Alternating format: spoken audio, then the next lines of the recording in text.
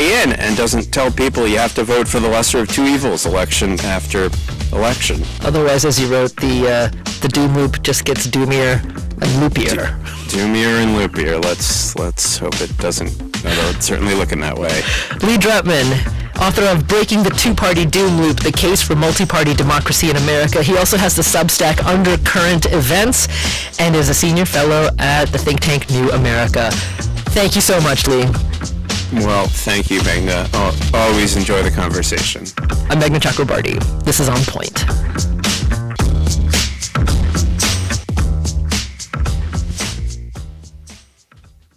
On Point is a production of WBUR Boston and is distributed by APM, American Public Media. Support for On Point comes from Seed. Seed's DSO1 is a 24-strain, 2-in-1 probiotic and prebiotic engineered to survive digestion, support healthy regularity, and promote whole body health. Learn more at seed.com/public.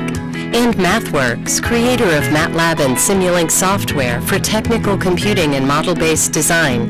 MathWorks, accelerating the pace of discovery in engineering and science. Learn more at mathworks.com.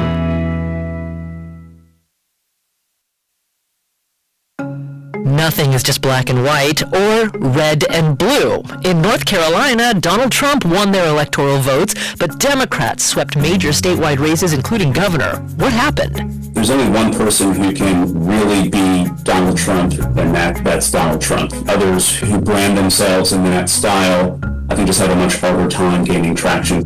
That's coming up Monday on Point.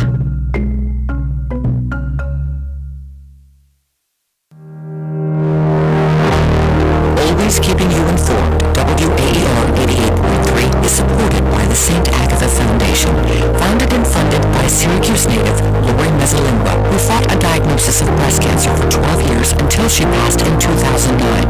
St. Agatha Foundation provides financial support to breast cancer patients across 7 counties in central New York, helping allow them to focus on their treatment, not the bills. Learn more at stagathafoundation.org.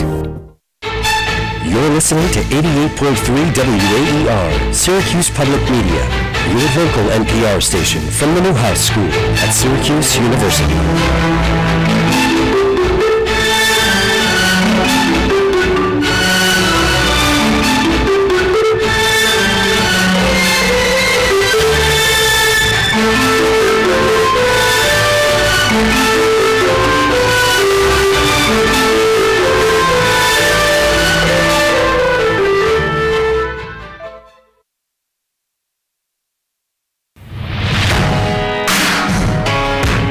SportsNite, your home for all SU sports talk. Syracuse players, they don't find a player box out.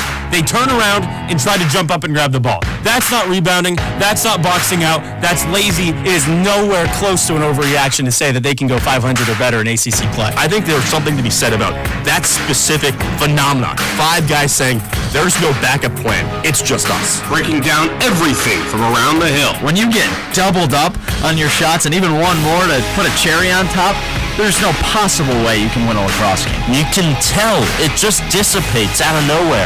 And it's the in-game adjustments that have hurt Syracuse. And giving hot takes along the way. And the Heat cloud, they want him to be Jesse Edwards, and he just isn't. Fran Brown is a home run hire for Syracuse. Get your voice heard by calling in to 315-443-2011 or interact with us on social media at WAER Sports Talk.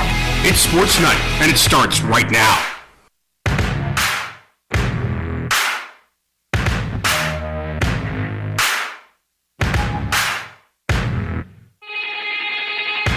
This was one of my games a year, but at the end of the day, anyone can stay.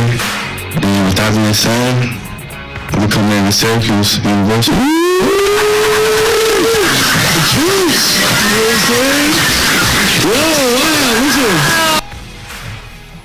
Well, that's the news of the night.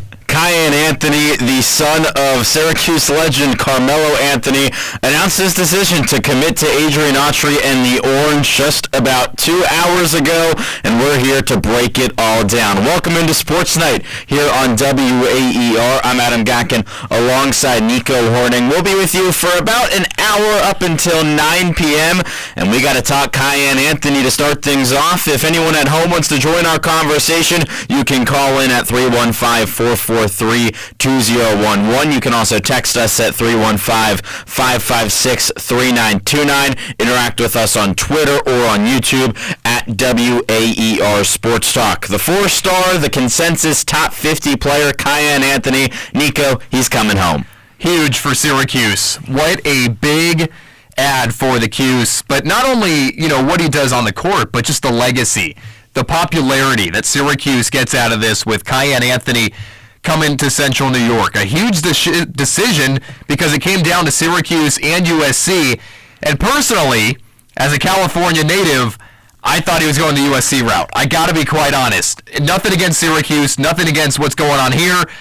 I just thought ultimately he might want to go for the Hollywood style, all the deals that he could get down in Southern California, but instead he went with Syracuse. He went with his gut, I think, and I don't know how much of a say Carmelo had in it. They were saying on the thing earlier that Carmelo kind of stayed out of it. He let Kyan come up with the ultimate decision, and I think that remains true. Yeah, I think it remains true, too. That was something throughout his entire recruitment process. Kyan Anthony saying, I want to build my own legacy. And I think it's possible to do that even though you come to the school where your dad's name is on the Performance Center. Kyan has a massive brand.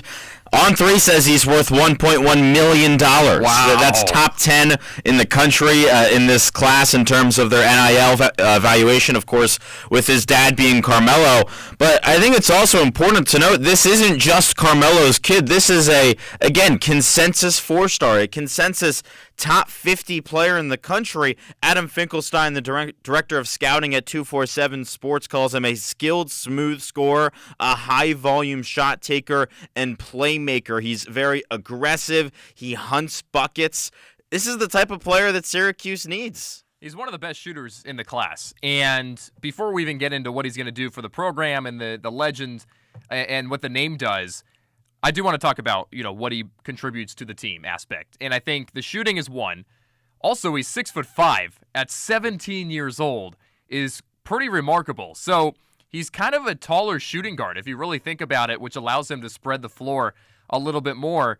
And I think he's grown into kind of this dynamic player because a lot of what I heard earlier before he announced his decision was he didn't feel like he was ready when he was playing at a younger age. He didn't exactly know if he'd be playing basketball for a while. And then he finally kind of grew into that role and that basketball player that you'd think he would grow into because he is the son of a great basketball player in Carmelo Anthony. And now it sounds like he's starting to find his game in the last couple of years, and that obviously cemented with the decision coming down to two big-time basketball schools. Yeah, it took him a little bit, as you said, to really find his footing. Yeah. Freshman year of high school, Kyan Anthony wasn't really a great player, but now he's been the star at Long Island Lutheran, of course, down on Long Island, which is one of the top basketball teams in the country in high school. There's 2 other top 100 players in his class that play for Lou High. So he's playing with the best of the best, and he also was great at Peach Jam down in Georgia, one of the top AAU, EYBL tournaments. He has proven that he is a legit prospect and that he's a guy who can do something special at Syracuse. And it's important to note that his commitment makes this 2025 recruiting class for Syracuse the 5th best in the country. Huge. Because he joined Sadiq White, who committed back in, May or June, a while ago. Early on this summer, I think. Who's a consensus top 30 player, 4-star. He's a power forward. Luke Fennell, the combo guard from Australia. Yep. 247 has him as a 4-star. Aaron Womack, who we haven't heard much of. He committed about a month ago from Wisconsin. Sounds like he's a high potential player, but, this is a top 5 class in the country now. 3 4-stars is huge. Yeah. Absolutely huge. So you look at Kyan, number 32 recruit. Sadiq White was 29. And you're adding height. You're adding versatility. You're adding guys that can really do multiple things on the floor, which is what I think is really important. Kind of similar to what Donnie Freeman brings right now for Syracuse. Because you have Anthony at 6'5", you have White at 6'8" coming into this class. This team might turn into a bigger team, and that's exactly what Syracuse needs. We talk about all the time with the centers and the big guys. Syracuse has really struggled with size as of late, and I think just having these bigger guys come into the equation is going to be really, really important for Syracuse going forward. It is. I just saw a tweet from Tim Leonard not too long ago that this 2025 class, if it stays where it is at number 5 in the country, would be the highest since 2010 when it was number 4 in the country. Syracuse hasn't had a top 10 class since 2015. Adrian Autry's turning things around in terms of recruiting. I don't think that's something that can be taken lightly. Now, we'll get into the actual on-the-court product in a minute, but bigger picture, this current freshman class, Donnie Freeman, 5-star, highest rated recruit since Mello. Right. Highest rated recruit since this guy's dad, Choppa Moore, a 4-star, top 100 player. Adrian Autry now, year over year, is getting it done and bringing in stars. It's kind of crazy that obviously Carmelo was incredible here at his time at Syracuse, won the Natty in 2003. And here we are, 21 years later, and his son's committed here. You have multiple things happening because of the name that is still helping the legacy of Syracuse. And I think that's just cemented today with his son committing here. But, I mean, let's take a step back. What a moment, by the way. Yeah. Like, for Carmelo. Like, can you imagine your son going to your alma mater where you won a national championship? And it's absolutely special. And I think, you know, we can talk about what's going to happen on the court, and I know we will, and we're going to talk about how this team's doing right now. But the legacy and the name just boosted Syracuse a bunch. Yeah, the brand. That could go the brand. That could go on the court, that could go off the court, that could be attendance, that could be deals, sponsorships. NIL is a huge thing now. It could be more TV games. I mean, whatever it is, the Syracuse brand, the Syracuse name, and the athletic department's got to be extremely excited about this potential for Kiyan Anthony to come to Syracuse. Did you see that edit that I think it was SportsCenter posted of the Carmelo championship picture? Is that with the newspaper? Yeah, with the newspaper. That's just sick. That's very so cool. You got it. Yeah. That's just awesome. Like, there's an excitement. I feel like I see so many people posting about this, just as many as like any other thing Syracuse related. And that's exactly my point. It's not huge. just a localized thing. Yeah, this is going national. This is I mean, you look at Carmelo. I got friends texting me who don't go here saying, "Oh my gosh, Carmelo's son!" Like no matter what it does on the court, the off the court impact is huge. Exactly, and you can always count on that. Yeah, right. There's bigger attendance next year, I think. Exactly. Who knows what in the world is going to happen on the floor, right? But what is happening off the floor is going to be resonated with Syracuse for the next couple of years. That post from SportsCenter, the Post-Standard newspaper, it says committed. That's the title, and then it says below that, Kiyan chooses Syracuse with a great photo, and a lot of these bigger brands. It's got 100,000 likes on Instagram, by the way. It's crazy. They're all 28,000 on Twitter as well. They're all posting. Everyone's posting about it. This is a national college basketball story. Not just local. It is. It's huge. Unfortunately, it's not all sunshine and rainbows right now for Syracuse basketball, though, because we're in the midst of the season and on the court. Oh, boy. A tight one against Colgate back on Tuesday. Another game where it came down to the final possession. 74-72 was the final. Unfortunately, we have to stop talking about Kiyan and actually get into this current team. Real quick. Okay. I do want to ask you one more thing. How are you comparing this at all to the Bronny James situation? I changed topics because I did not want to bring up Bronny, but because you bring it was in the back of my mind. I was like, you know what? Before we move on to what's actually happening in the court. That's fair. Okay. Bronny James is special because of his. I think it's weird. You got to remember that Bronny James had a massive health scare the summer before his freshman year, which completely changed everything. Yes. Which is the only reason why I'm saying this is different. I think it's similar, but I think if anything, I don't think Carmelo is going to get his kid into the NBA after a year like he did with Bronny. So there's a chance of him staying. That's a little different. Oh well, that's the biggest difference to me is that it's not a guaranteed one and done. And also in terms of the on the court factor, I mean, you don't have. I pray you don't have that crazy scare that Bronny had that Kiyan. Well, here's the difference. Because Bronny was a 5-star. Yeah. Cayenne's a 4-star, so that that is a difference. Yeah, it is. But Brian was a also- low 5-star though. Like he Right. wasn't a top 10 Right. player. Again, it could be a name thing. Yeah. But I think that they're kind of similar in that aspect. But you mentioned the one and done path. Carmelo wants Cayenne to develop as much as he can, and I think that's going to be extremely important for Syracuse. You're not just going to see this guy most likely leave after 1 year. Yeah, no, he's going to be here for multiple years, which is really going to cement what this program can do. Yeah, there's not the pressure to get to the next level right away. He's going to be here for a long time, and Correct. now we'll transition. Yeah. I had to throw that out there. I'm happy you did because Thank you. That's the big thing right now. We got Brian. Yeah.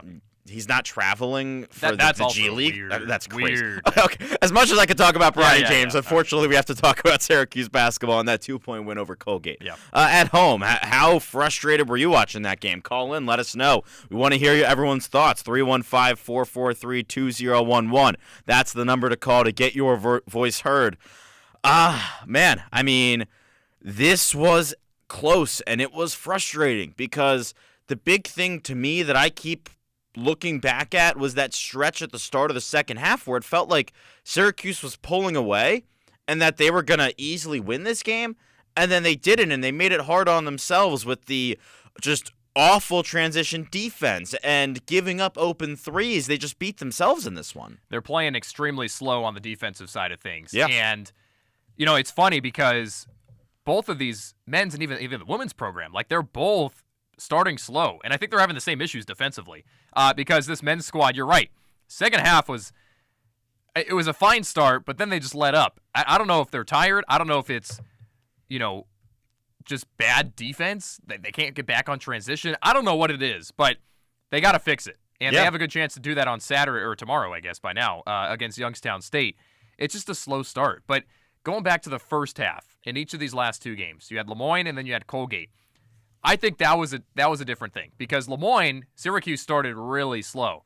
But then Colgate, the Orange actually played a decent first half, but then they let Colgate kind of slide back in, and that's the problem. Syracuse is not getting over the hump as far as building a lead yet. And these are the type of teams that they should be doing that early in the season. You don't want to wait to do that when you're facing these tougher teams like they are going to in Brooklyn, and especially in a couple weeks. You got Georgetown coming up, those type of teams. Syracuse has got to fix those problems now, and if they're not building leads against these type of opponents, then there's an issue. There is. It is a new team, and Adrian Autry made sure to really stress in the post-game press conference that this is a new team that's playing with a brand new style. Let's listen to what Coach Autry had to say after that Colgate game.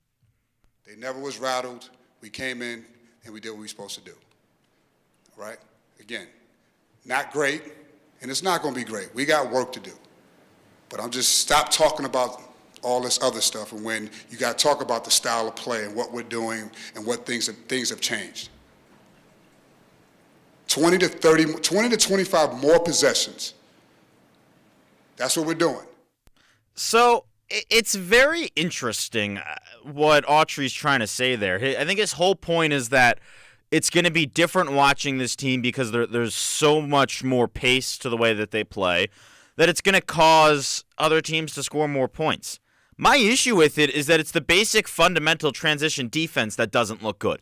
And it's stuff that can be fixed, but it's not picking up a man or leaving the post wide open. It's just simple stuff that they're not doing right. But again, we're 2 games in. Yes. So it is fixable. Look, if that's not fixed tomorrow, then this team has real issues. I think yes.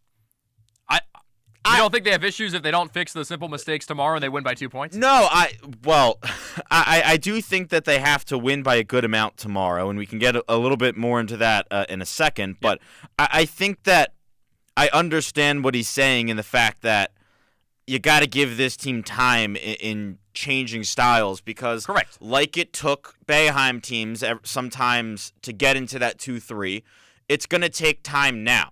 And especially guys like Donnie Freeman who are new to this, or guys like Jair Davis who are being asked to run up and down the floor a lot more, finding the open threes is going to be a lot more difficult. And there's probably not a more difficult challenge than what Matt Langle has built at Colgate when you're a new team who's trying to learn transition defense, because the Raiders always find the open man. It's what they've done the last 3 years when they've almost beat Syracuse, and they did beat Syracuse. That was a team that always found the open guy. They passed the ball perfectly. That this wasn't an easy matchup for Syracuse, and I think it was a good test. But I mean, as you said, it does have to be changed soon. But it is 2 games. Like, well, by the way, there's a lot that goes into it. I agree with Coach Autry. Yeah, just to put that out there. Like, I totally agree with what he's saying, where he's coming from. All I'm saying is that if this lingers on 1, 2, 3 games longer, then there's some issues that could be overblown. Yes. But as far as what we've seen so far, half the team's new. I mean, this is a completely different look. Guys are playing in spots than they weren't playing before. Jair Davis didn't exactly play his role that he did at Delaware. I mean, there's multiple instances of guys and transfers and freshmen that are doing different things now than they did at their previous schools. I mean, you could look at Donnie Freeman. I mean, he's talking about a guy who's getting thrown into the fire in college basketball. He's got to try and find his role, and I think this is a good place for him to do so in non-conference play. But I agree with Autry that it is a new style, but they're still playing statistically better basketball as far as the volume that they're getting. There's just guys in different spots that they're not used to. That's why everything's not meshing together well. One of those new guys that I want to get into is Eddie Lampkin, because on paper he had a good game, 15 points, 12 rebounds, 5 assists. He saved the team offensively in a lot of moments. But Autry said it. He didn't look conditioned. He didn't look fit out there, and he was struggling to get up and down the floor. I was sitting up in I think section 306, bird's eye view, pretty much like behind the basket where you can really see everything. And when the ball's on one end of the floor, Lampkin is mumbling and tumbling down the other way, just trying to look like an offensive lineman running, taking his time. It looks like he's almost limping at times. He's a big guy, and if you want to play this fast transition basketball, I don't know if he's the guy. Right. So if you go to the bench, it can't be Naheem McLeod. He's not the guy to do it. I don't necessarily get if Lampkin is the guy to do that. To me, I think Donnie Freeman's got to be on the floor to do that. He's your athlete. He's the guy who everyone calls a unicorn, and he played just 16 minutes. It doesn't make sense. Even if you think back a couple of years ago with Jesse Edwards, he could even run a little bit. Yeah. Right? He had the athleticism to run. He didn't get tired, and he was a great center.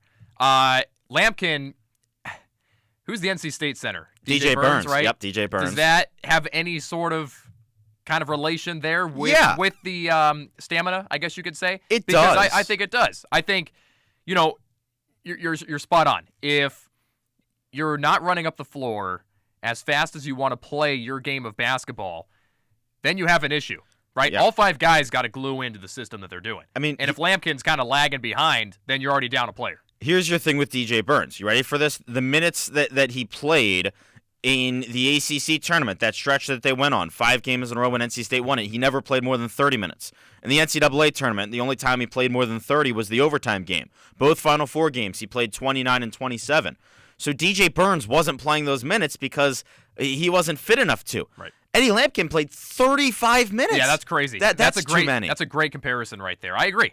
34 is too much. And I would also kind of resort to Freeman on that. 16 minutes.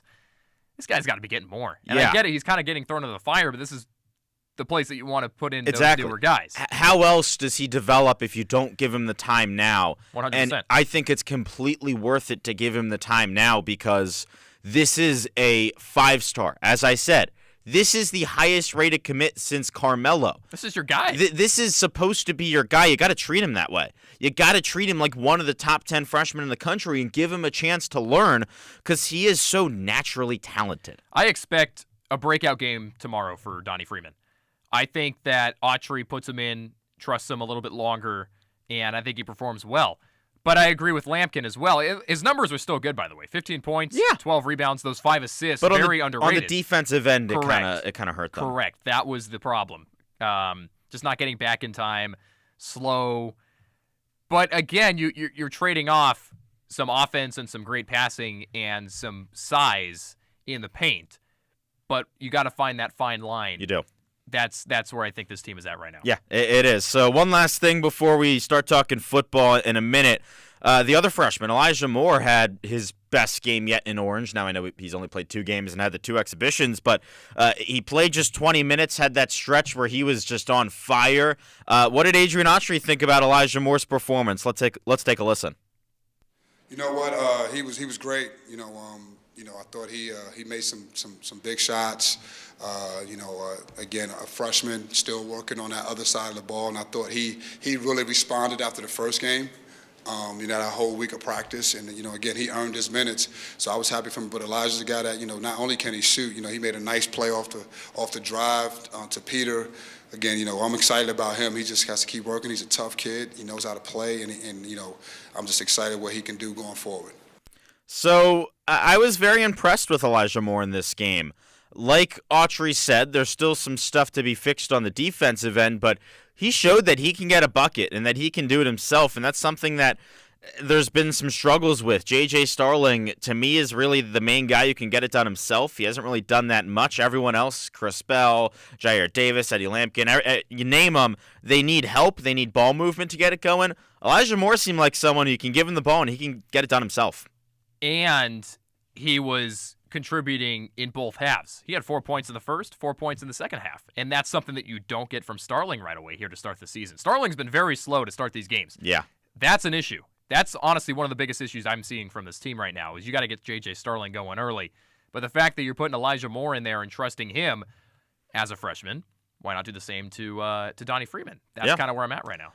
Elijah Moore shouldn't be playing more minutes in a game than Donnie Freeman, I think, too, which is the other thing. I'm not going there. But he did. That's what he played 20. Oh, I see what you're saying. Donnie played 16. Yes. That's something that I don't necessarily get. I agree with you. J.J. Starling has to be more of a takeover guy. He's supposed to be this team's leader. He should be the guy that you go to early in the game to give yourself momentum, that you go to late in the game. And, he did get into foul trouble, but something that I didn't understand was end of the first half, Autry calls a timeout because it's a use it or lose it.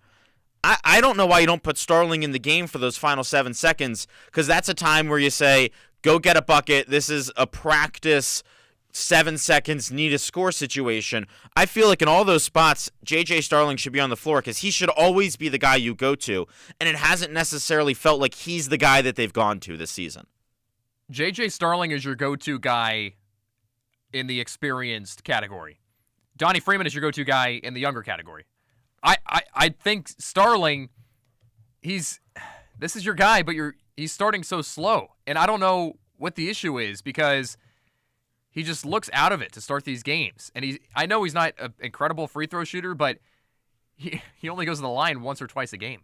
Like that, is that not an issue too? Like, I know it happened last year. Judah Mintz. No, but I don't know. I want to see more from him. Yeah, I want to see him drive more. He has to be more aggressive. Yes. There's got to be more aggressiveness from this guy. He's a junior now. He's played for a couple of years, Notre Dame, here at Syracuse, and I'm not seeing the full J.J. Starling that I thought I would. Yeah, he's an elite driver. Yep. Like sometimes when he slashes to the bucket, he is really, really good at it. Go get fouled. Go draw a couple of the line. Exactly. I don't know why he's kind of steering away from it. I agree with you. So one last thing before we go to break and talk football. Youngstown State tomorrow. That game is at 1. Our coverage here on WAER starts at 12:30 with countdown to tip-off. So, Youngstown State's played 2 games this season. Beat Chicago State by 20, lost by a ton to a very good Ohio State team that beat Texas, who was ranked earlier in the season. How much does Syracuse need to win by for you to be comfortable? This has got to be a double-digit game. Double-digit, just 10? Yeah, I'm going just 10. I'll go 10 to 15. I'm saying 20 points, blow them out, and really put that foot on the pedal before Texas and say, you know what, we had these issues in the past, but we're a new team. We're turning it around. I think that's Autry's message. I mean, we heard him during the press conference. He doesn't sound happy. He sounded angry, and this is the time for the team to show that they are angry and that they got to be better. I agree. I think this is your get-right game, and you got to have a get-right game before you get to Brooklyn. Youngstown State, obviously not the toughest opponent in town, but they had a decent year last year, 14-6. In their conference play, and a good opportunity for Syracuse to build on what they've done the last 2 games, but really put it all together and hopefully take the last 20 minutes of what we've talked about and apply that into the game tomorrow. But to your point, I think double digits would satisfy me. However, of course, you'd like to get to that 20-point mark or so to win by. It's an elite mascot matchup out of the orange against Pete the Penguin. Again, our coverage starts at 12:30 for the 1 p.m. tip-off. That's the first of a doubleheader here on our WAER airwaves tomorrow because at 3, Syracuse football takes on Cal. We'll preview that matchup with our play-by-play guy, Austin Barrick, who is in Berkeley right now. When we come back, we'll step aside. Don't go anywhere. Sports Night rolls on here on WAER. Hi, this is David Gans, host of the Grateful Dead Hour, the weekly audio postcard from the wide musical world of America's best-loved band. Join me for the Grateful Dead Hour Saturday afternoons at 5 on WAER, your local NPR station from Syracuse University. Sugar magnolia, blossoms blooming, it's all empty and I don't care. So my baby down by the river. On last week's Wait, champion ultra runner Tara Dower told us the secret to her success. I got 4 toenails permanently removed before I went out on the trail, and that was the best decision I ever made. Peter Sagal, join us for your reward for finishing the hike through the week's news with all your body parts and mental faculties intact. That's Wait, Don't Tell Me, the news quiz from NPR. Saturday morning at 11 on 88.3 FM WAER. Gambling has become a legal, in fact, lucrative part of American sports, generating billions from revenue. But what's that do to us as fans? It's as if prohibition ended, but the alcohol companies have really good data on everyone who might possibly want to drink too much. Michael Lewis on the rise of legal sports betting, plus all the latest news, Saturday on Weekend Edition from NPR News. Saturday morning from 8 to 10 on WAER.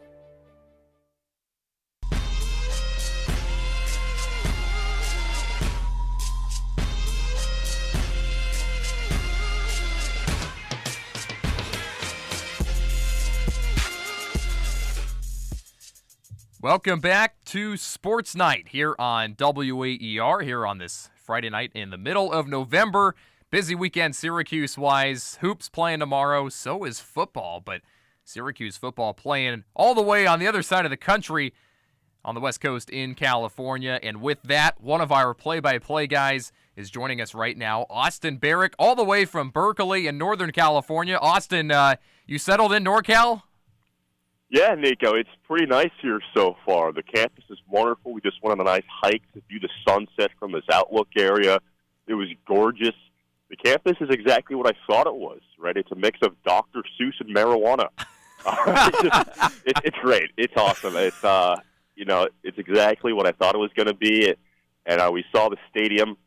They got all the stuff about the play from 1982, the series of laterals when the band rushed the field, Stanford's band. So I'm fired up. We're ready to go. It's a good time out here. I've got a very important question for you because you kind of brought up the uniqueness of Cal. Their fan base on Twitter, the Calgorithm, has been probably one of my favorite storylines in college football this year. I don't know if you saw this. I'm sure you did. This guy on Twitter, Phantom_Planet, said that the Calgorithm has purchased WAER Sports. I can say that is fake news, did not happen. Any comment from the location of this game? Have you heard anything boots on the ground about the Calgorithm? Look, the Calgorithm might talk a big game from the keyboard. I have not heard any slander in real life. Now, of course, our Ian Nicholas, when he saw this, we were walking. It was me, Ian, Jordan, and Andrew walking up, and he sees this, and he's like, we got to fire back. So Ian does a nice video. You can check that out on his personal Twitter. But, right now, the fan base is pretty mellow. I'm walking by students right now. I mean, these students are getting into class with backpacks on. It's like, what's it local time here? It's like 5:30 local time on a Friday evening. These guys, they call it the Harvard of the West Coast, right? So the students are really good. We had an Uber driver. I'm like, is there a good support of the Cal football team here? And he's like, yes, there is. Really? Cal has been a positive story this season. They're 5-4. They should be more like 6-3, 7-2. They've had some losses that they should have won. But I'm excited. It's going to be. I anticipate it being a packed house tomorrow. But in terms of actual antics, I have not heard those in real life yet. All right, I love it. That's classic. Well, I mean, for those listening, I mean, I'm from Northern California. I'm from about 2 hours away from Berkeley. So, funny enough, Austin, I've actually never been on the Cal Berkeley campus. I don't know how, because I drive by there all the time to go to San Francisco or whatever it may be. But it is a really, really beautiful area. And have you actually checked out the stadium yet itself? There was a gate where we maneuvered ourselves in there, the initial gate, and we saw a statue of the big play. We saw this big postage sign with another symbol of the big play. And then there's this next area that would lead us to the stadium, but one of the security guys said it was cut off for people like us wearing everyday clothing. But on the hike, we kind of scurried around the far side, and so we got a whole glimpse of the stadium, and it's beautiful. I mean, Cal Memorial Stadium is awesome. Syracuse played here in 1968. It did not go the Orange's way, that's for sure. But it's a cool opportunity. We just saw the Syracuse football bus on the way back down from the mountainside. Nice. So it's good to see the Orange. We did see some Syracuse fans here, but the signage is clear, especially in the student store. This is Bear territory, and it reminds me of when game day came here back on October 5th when they hosted Miami, and Pat McAfee got into it, and he brought Marshawn Lynch, one of the best players to come from this program from Cal, and it was awesome scenes, and they were up 45-10 on Miami at that point, and they collapsed, but this is a really cool atmosphere right here, Nico. Yeah, so I want to get into this team because you brought it up there. They hosted game day. Yeah. I mean, there was a lot of excitement early in the season around this Cal team. Went on the road and beat Auburn on the road against an SEC team. Not a great Auburn team, but that's still an impressive win. And then a 1-point loss to Miami, lost by just 2 to Pitt. The one that really stands out is the loss at Florida State, who's atrocious. But overall, I mean, this is a Cal team that's got talent and shown that it can hang with the big dogs. This is a really good Cal team. You're right. I mean, the loss to NC State, that's the one that's kind of also inexplicable.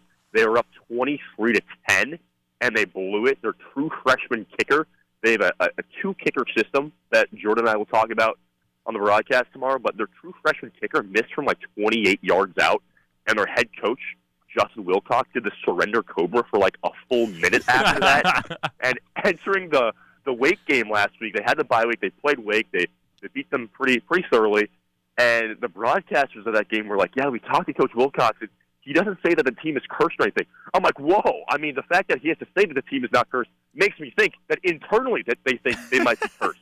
But this is a good team. I mean, not everybody can say they're up 25 points on Miami, right?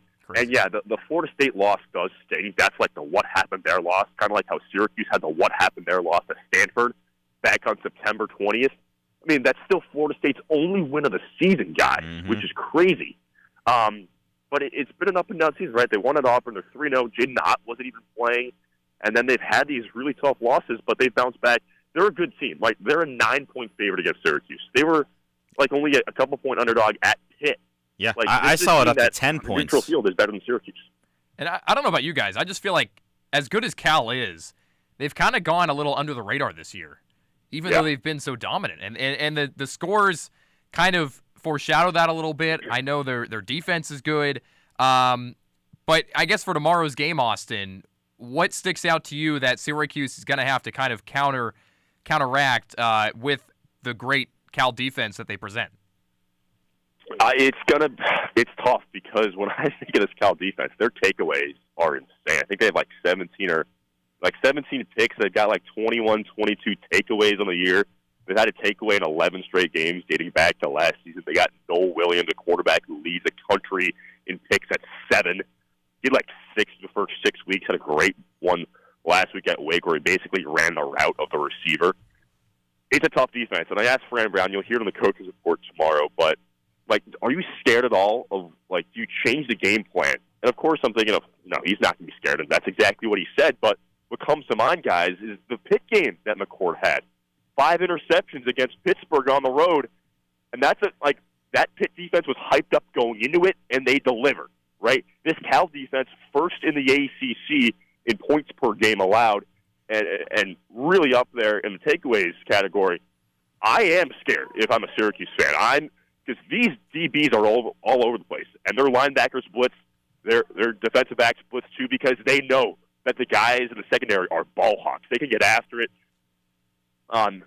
Xavier Carlton, or reigning ACC defensive lineman of the week.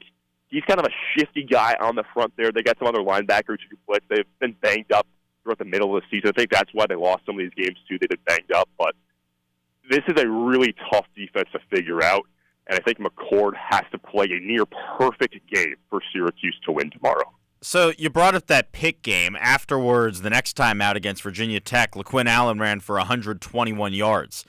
In the loss against Boston College, he ran for just 50. How important is it for Syracuse, for Fran Brown, for this offense to get Allen going on the ground, to take some of that heat off of McCord and make maybe some of those decisions a little bit easier so he doesn't throw so many interceptions? Massively important. Massively important. Syracuse, I think it's tough for Syracuse to win this game playing to Cal's style, right? Cal wants you to throw the ball, and that's what Syracuse has done all season, right? Isn't that Syracuse's style to throw it? The Orange to run the ball more, and it just has not happened. Typically, it does not happen. And LaQuinn's a terrific pass catcher out of the backfield, but Syracuse needs to assert their will up front. And Fran Brown, he kind of went at some of his offensive line guys in Monday's press conference, which was wild, by the way. Obviously, the viral comment with the showering kind of went out there. But he also kind of challenged his offensive line guys, saying they got to be tougher. They got to play through some of these stingers, right? Like, that's kind of crazy from your head coach, questioning your offensive line's toughness in a sense, right? It is November. It is like you just said, Nico. It's mid-November. This is your third to last regular season game. Cal is playing for a bowl spot. Syracuse is like, if Syracuse loses this game, guys, the narrative of the Orange can't win in November all over again. I agree. They, quite frankly, they should have lost to Virginia Tech. They had the backup quarterback situation. You got to credit Syracuse for coming back and winning that game. Awesome game. Loved being there. But that's a legit thing. Last week at BC was horrible. We've heard that story a million times with the 300 rushing yards from the Eagles. This is a toughness game. I've talked about toughness all season with this team, and that's part of the Dart mantra, right? But come out here and be tough. You're expected to lose. You have nothing to lose. Come out here, play hard, and establish the run. And it's gonna be easier said than done. But if Allen can get, 6-7 yards on the ground on that first series, like if he can have two different plays where he rushes for 6 or 7 yards, I actually think that means a lot in terms of who dictates the terms of this game. Syracuse definitely has to come out hot tomorrow. And I know you brought up McCord a little bit ago, Austin, but these are the type of games that he's built to win, coming from Ohio State. And I think that could be said about the Pitt game as well. Obviously, he threw 5 interceptions in that one, but there's been a couple of instances this year where Syracuse has really been up against it, and McCord's been able to pull through. I look at the last time Syracuse went to the West Coast against UNLV, the way he kind of came back. Yes, he almost threw a couple of interceptions there late, but he had that experience to pull Syracuse through, and I think he can do that again tomorrow, given his nature at Ohio State and especially playing in a big stadium at Cal. Yeah, I can see your point there, Nico. When McCord transferred here, it was like, at least he has that experience of winning at Notre Dame. Remember that game and the game-winning drive that he led? And the UNLV game, I think, is a good point, Nico. And he was gutsy. I mean, the whole team was gutsy. LaQuinn Allen was the star of that game. But if you take a step back, you can congratulate Syracuse for playing gutsy and winning the game. That means something, obviously. But it's also a situation where, winners write the history books. And if those easily interceptable balls were actually picked off and the Orange lost that game, it'd be a totally different story. I think the narrative of this season will look a whole lot different. I think McCord is awesome, right? He's closing in on Ryan Nassib's passing yards record from 2012. That's been a storyline I've been monitoring all season long. He's awesome. But, guys, on the other side, Fernando Mendoza is the real deal. This guy is as good, if maybe in some cases better than McCord. I think both players are actually similar to each other. Mendoza's feet are great, both in the pocket and as a runner. Like Syracuse might not have the advantage of the quarterback position tomorrow, and I do not think that's a slight against McCord at all. This was my next question for you, Austin. Is this the best quarterback that Syracuse is going to face all year? Because you mentioned it with Kyron Drones being injured. Well, so far this year, I should say. Yes, Cam Ward at the end, but so far, I mean, Castellanos is gone from Boston College. Which is crazy. Yeah, Kyron Drones was hurt and missed it. Eli Holstein, true freshman, he got injured in that game. The NC State game, Grayson McCall has medically retired from football, their starter. Matthew Sluka left in the middle of the season. They played Holy Cross. I mean, they have played so many teams whose quarterbacks have left the team. That's 3 quarterbacks on Syracuse's schedule who have left the team who they didn't have to play. I mean, it's absurd. And now you go to Cal and you play Fernando Mendoza, who's a good quarterback. Is he the best guy that Syracuse has played yet this season?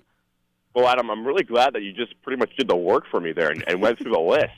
You didn't mention Haynes King, but Mendoza is better than Haynes King. So if you put it that way, yeah, I love that context out of you. He is. And Fran Brown has mentioned it. He's like, this offense, guys, is really, on paper, it's like, wait, Cal's defense is really good. Cal's offense is really good. And they're only 5-4. What happened? Well, those 4 losses by total of a combined 9 points is what happened. But Mendoza's feel is great. He was buried on the depth chart last year. He got his spot, and I think he's only played like 14, 15 career games, but he's made the most of it. The numbers are great. He's top 20 in the country in passing yards. He's got great film out there. He slings it, man. He had 30 first-half completions last week at Wake, and they got more dudes back. They got dude Tobias Merriweather, number 5. Watch out for him tomorrow. He's a Notre Dame transfer. First game back was last week against Wake. All these dudes are wiggly. Mikey Matthews, number 8. They just know how to scheme them open. They got playmakers left and right. This is probably the most challenging offense and the most challenging quarterback that Syracuse's defense has faced. And so it's funny because last week the issue was they couldn't stop the run. Tomorrow it could be an issue of not stopping the pass, but oh, by the way, they got Jaden Ott and also Thomas, number 25, who's a good runner as well. And also like their tight end, Andries, who's roommates with Mendoza. There are so many options on this Cal offense.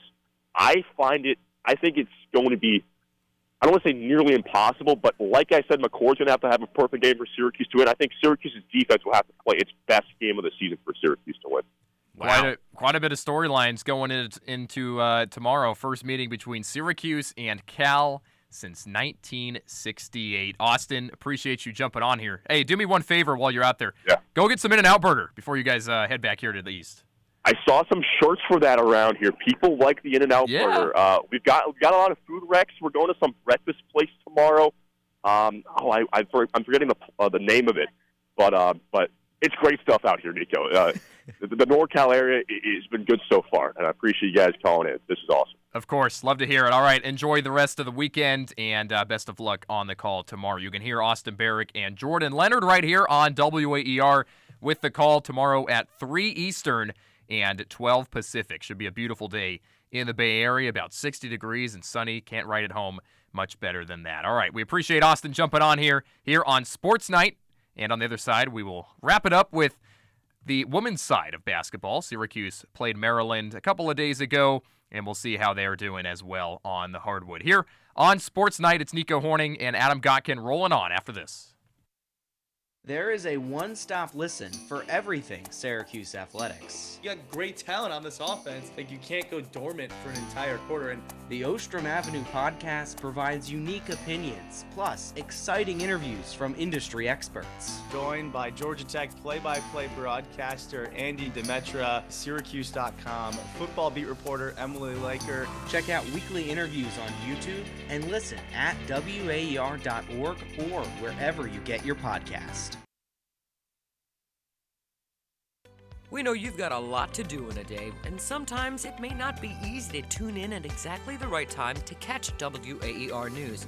But WAER News is always available, wherever and whenever you are, without a paywall. Visit our website to use our live stream, or catch up on local and national news, as well as podcasts on our website at WAER.org.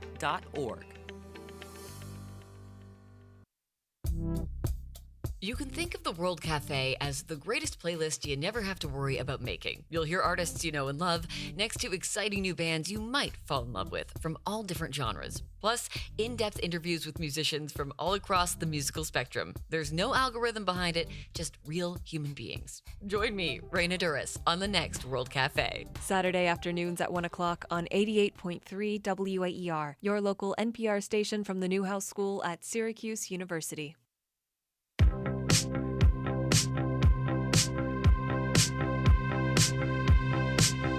Closing up shop soon here on WAER. Welcome back into Sports Night. I'm Adam Gotkin alongside Nico Horning. We'll be with you up until 9 p.m., so a little bit more than 13 minutes left in our show, and it's a perfect time to talk Syracuse women's basketball. The Orange off to a 1-2 start for the first time in a pretty long time after a 84-73 loss to Maryland back on Wednesday. If anyone at home wants to join our conversation talking SU women's hoops, you can call in at 315-443-2011. 3 games, 3 times that the Syracuse women's basketball team has given up 84 points this season.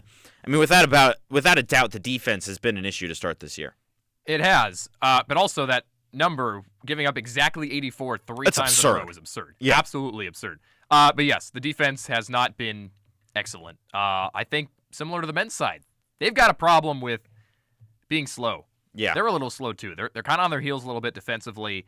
That could be getting back in transition. That could be rebounding. There's plenty of options and categories that you can resort to. But it's been a very slow start for Syracuse on the defensive end. Again, I'm going to lay this out there. They're still trying to find out how they play without Deasia Fair. And that cannot go understated, even on the defensive side of the ball, because she was so fast. She was so scrappy. Yes, her offense kind of outweighed everything she did, but even defensively, she was a threat as far as what she could do and the speed that she could play at, and Syracuse is still trying to find out who could replace her. Yeah, it sounds like there's maybe a bit of an issue in the buy-in right now in the locker room with this team. Felicia Leggett-Jack said after the game that she brought in Deasia Fair to explain to the team what they have to do to really, take that next step and be at the next level, because Fair could kind of give that this is what FLJ said, that sister speech compared to, quote, the mama bear that FLJ is and the way that she talks about it.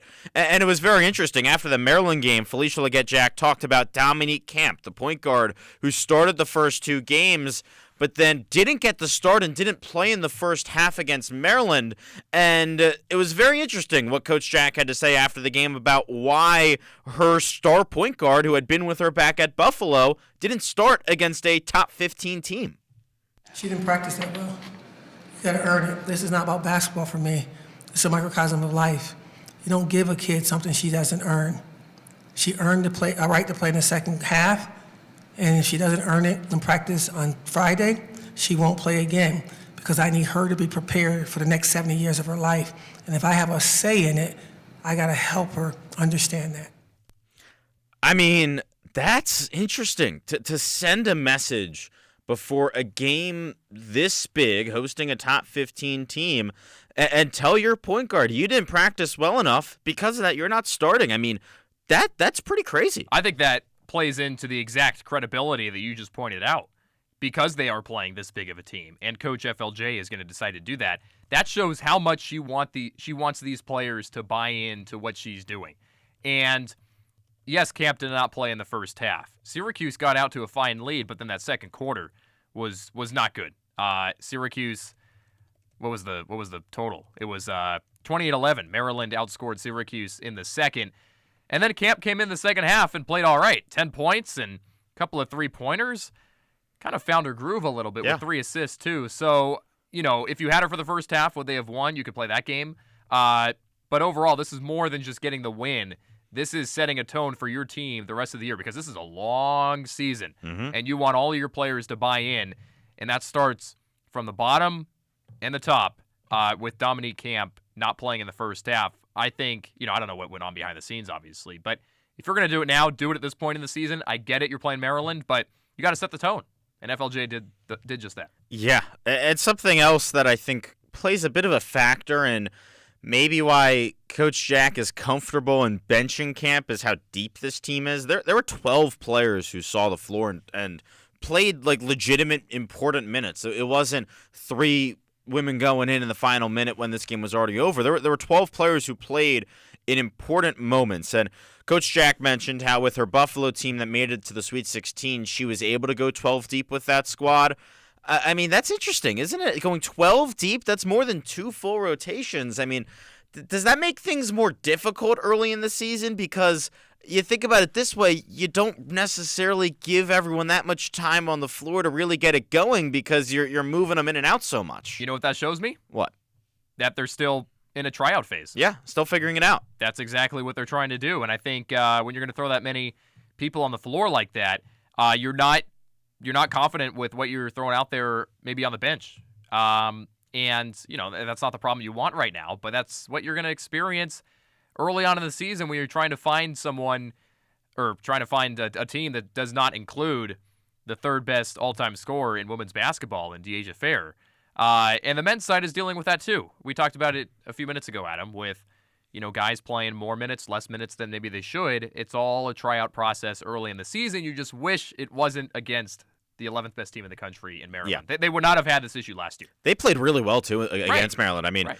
that loss to St. Joe's, a very good St. Joe's team back on Sunday. That's a St. Joe's team that'll probably be ranked for a majority of the season. Wouldn't be surprised if they make it to the second weekend. That's a very good team. But yeah, as you said, it's unfortunate that they played the number 11 team in the country this early because still trying to figure a lot of things out. And something that Felicia Leggett-Jack is still trying to figure out with this team is the freshmen. There's 4 of them that are getting good minutes. Shai Hawkins and Kira Scott, both top 100 players, played 3 and 5 minutes respectively. And then Olivia Schmidt played 8 minutes. She kind of came out of nowhere, was a very last-minute commitment. She, a point guard, very small, had 2 offensive rebounds, though, and then Maddie Potts, the Australian. But Olivia Schmidt was an interesting case against Maryland because she came in, stole it, scored, again, had 2 offensive rebounds. I think she shows, if anything, that if you hustle, if you really go out, I mean, if you're as small as she is on the floor at just 5'5" and able to get offensive rebounds and steal and make an impact and really hustle, then you're going to get minutes on this team. And that's exactly what Coach FLJ wants. You kind of start this team with the defense and the rebounding, and Schmidt exemplified that very well on Wednesday. You mentioned Scott and Hawkins for a minute. They didn't do much, but they were effective in the St. Joe's game with 6 points apiece, a few rebounds, playing some good minutes. This freshman class is very interesting. And I think, again, they're trying to find their groove, and Coach FLJ is trying to figure out how she wants to play them. It is a very interesting dynamic going forward. It is. In addition, there are the returners that are playing in new roles this year. And the big one with this team is Georgia Woolley. She was given the keys, told this is your team. Deasia Fair's gone. Now all the hope that this team has relies on how you play. And she came out the gates firing against Maryland, hit a number of threes. She played 40 minutes, too. She played 40 minutes. She didn't go off the floor, scored 17 points. Do you think Georgia Woolley has what it takes to be the number 1 player on a top 20 team like Deasia Fair was last year? Because, look, I think Woolley is great, and she showed at times against Maryland that she can get hot and make shots, but I don't know if I necessarily trust her to be in that fair role, which is almost, it feels like how they've used her so far and begging her to score when she just can't always. I don't see her as a takeover player. Like Fair was. I mean, Fair could just knock down a 3 whenever you needed, really. Woolley's a 3-point shooter, but she doesn't hit them at the clip that you'd want to. Now, she did play very well against Maryland, right? 17 points. I know 40 minutes. You just brought it up. A few 3-pointers. That's what you want against those competitive teams. But she was slow to come out of the gates against St. Joseph's. And you can't really have that with your star player. Someone I do look to, kind of that 1-2 tandem, if you will, is Sophie Burrows. I think Burrows and Woolley, you combine them together, and when they're on, this Syracuse team is on as well. Not to mention Kyra Wood, who also had a great game against Maryland. 16 points, 11 rebounds, a double-double. The Syracuse returners have the capabilities to do what Fair did. I just don't know if they have the extent to do fully what she did solo. If any of them Yeah. were just doing this solo, I think they got to be a collective effort. Well, you brought up Burroughs. She's been shooting lights out so Yeah. far. 4 for 4 from 3 against St. Joe's, 3 for 4 from deep against Maryland. I think they got to give her the ball more and say, shoot. I mean, if you're as hot of a shooter right now as Sophie Burroughs is, you got to keep giving her the chances. And I think it's something that, we keep making these comparisons between the men's and women's teams because I think that there are a lot. We didn't necessarily get into it with the men, but there's some times with Burroughs where I'm saying just let it fly. Right. Be aggressive. Go. If you have a shot, just take it. And I think have to. Burroughs has to do that. The men's team has to do that. Woolley has to do that. When you get the chance, you can't be timid. And I think because so many players are in new roles, it's what we're seeing everywhere right now around this campus. Everyone, if you have a chance, you got to trust yourself and shoot. Kind of reminds me of the Quadria Copeland situation from last year. You just got to let it fly. And I think that applies to the men's team as well. It definitely applies to the women's team because you look at that St. Joseph's game. The Hawks, by the way, great mascot. Yeah. Never stop slapping. They had so many three-point attempts. Now, granted, they made them all, it seemed like. But they shot so many. The volume was there for the three-pointers for St. Joe's. Syracuse didn't have as many three-pointers. And that's something you got to do going forward because you have three-point shooters. Burrow's one of them. Woolley one of them.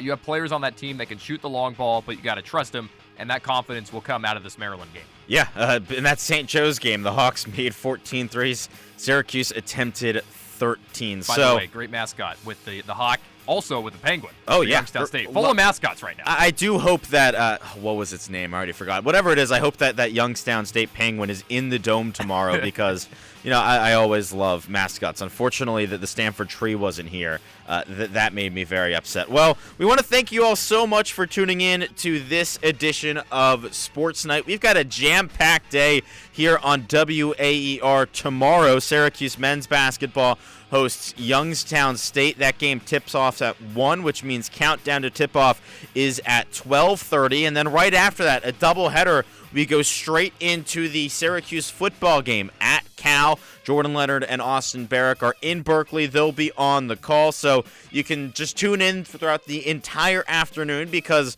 we'll be on the air here at WAER Sports up until 8 p.m. Tyler Aiken and Max Gifford are hosting the double overtime after that Orange versus Bears matchup. And so it should be a great one. We've got so much coming to you here on WAER Syracuse. Some thank yous to give out for our wonderful producer, Sam Reese, our engineer, Alex Ramol, the WAER Sports Talk Desk, Evan Edmonston, and Josh Richardson. We could not put on this broadcast without them. Of course, a thank you to Austin Barrick for joining us over out on the West Coast. To my co-hosts tonight, Nico Horning, thank you so much. I'm Adam Gotkin saying have a great night, Syracuse, and we thank you all so much for tuning in to Sports Night tonight.